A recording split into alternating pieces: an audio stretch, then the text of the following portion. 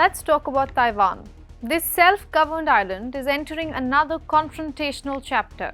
As the region holds war games in the sea, there are reports emerging that its leader could visit the United States. This will definitely be seen as an open provocation for Xi Jinping. But what about Donald Trump? In this episode, we are tackling three questions. What is Taiwan's long game? Could Trump cancel Lai's visit? And how are other countries falling victim to this rivalry? I'm Minanya Datta. You're watching Grey Zone.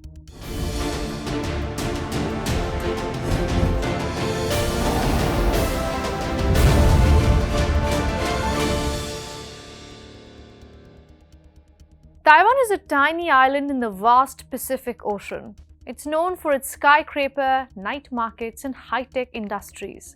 It has its own government, military, and democratic system. But most of this is just on the paper. Taiwan makes it to the headlines because of its 160 kilometers far away neighbor, China. The superpower is 26,700% larger than the island. So you do the math. Power is the main dynamic between the two. Taiwan took birth in an anti-China sentiment. After the 1949 Civil War, the defeated Nationalist Party fled to this region as today's Communist Party took over mainland China. And since then, there have been pro- and anti-demonstrations in the island, which is what makes the topic complicated. But for Beijing, it's quite simple. They see Taiwan as part of China and haven't ruled out military force to prove it. The root cause of current tension and instability in cross-strait ties is that the DPP authorities, in collusion with external forces, have been making provocations in an attempt to split the Taiwan region from China.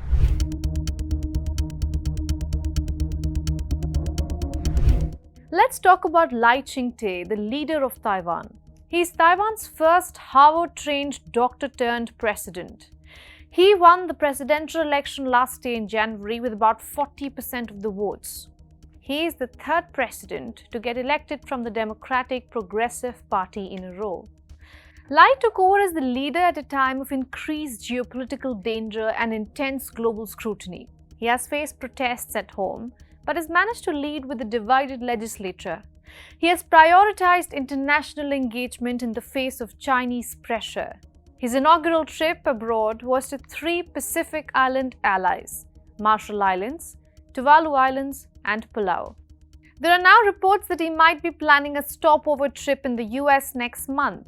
His main trip will be to Paraguay, the only country in South America and one of only 12 globally to recognize the self-governing island. The report suggests that New York might be added to the trip, since it's a global financial capital. Without the political symbolism of visiting Washington, that would definitely anger Beijing. While there is no doubt that even the news of this will anger China, it's not certain how Washington itself will react to this. It was much easier during the Joe Biden era, who went on record to say that he will defend Taiwan militarily if there is a confrontation with China, something his administration had to walk back on.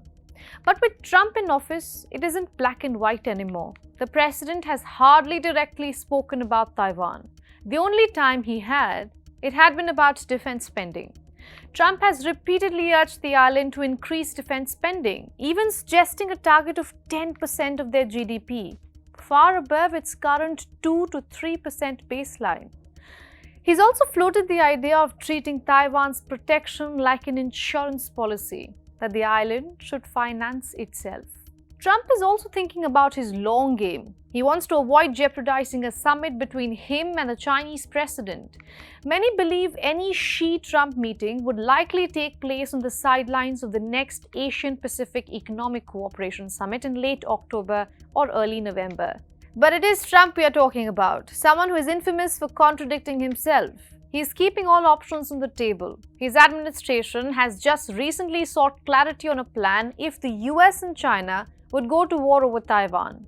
Now, Japan and Australia, two of the most important American allies in the Indo-Pacific, are finding it hard to choose sides, given the US has been an inconsistent partner in the tariff world.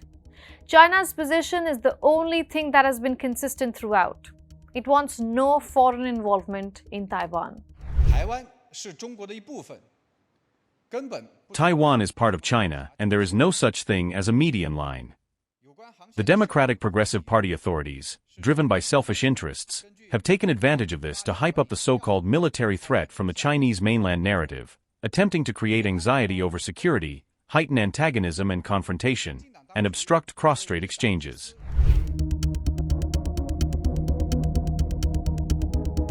But since there is talk of war, let's draw up a scenario. What will happen if China and Taiwan go to war? As we said earlier, Taiwan is a small island, very tiny island, with limited soldiers and arms at its disposal. Just for comparison, here are some numbers. China has roughly 12 times more active military personnel than Taiwan. However, Taiwan has a huge reserve force of 1.65 million, far exceeding China's 510,000 reserves. China dominates in every category, about 10 times more in ground force, 6.5 times more in navy, and 11 times more in air force. Without sounding like a fearmonger, if there is a war between China and Taiwan, the island doesn't have a good chance of coming out the victor. So what Trump decides will be crucial for the island and the rest of the region. In many ways, Taiwan's future is now caught in the crossfire of two great powers: China's uncompromising claim and America's uncertain promise. Taiwan's strategy seems to be this: stay visible, stay engaged, and keep the world watching. But visibility comes with a price, especially when even a stopover in New York can feel like the start of another geopolitical flashpoint. I'm Ananya Datta. You've been watching Grey Zone.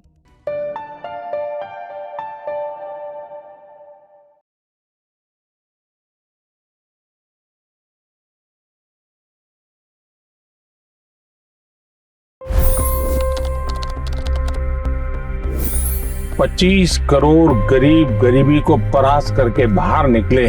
For the good of our nation, let's work together and let's truly make America great again. The fastest news breaks. Requested PM saying that you will have to speak to Putin and to Zelensky. The biggest news makers. The relationship with India is probably the most important bilateral relationship the US will have for the rest of this century.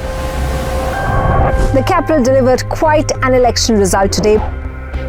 Expert analysis. The million-dollar question today is how to stop this dance of death. Ground reports.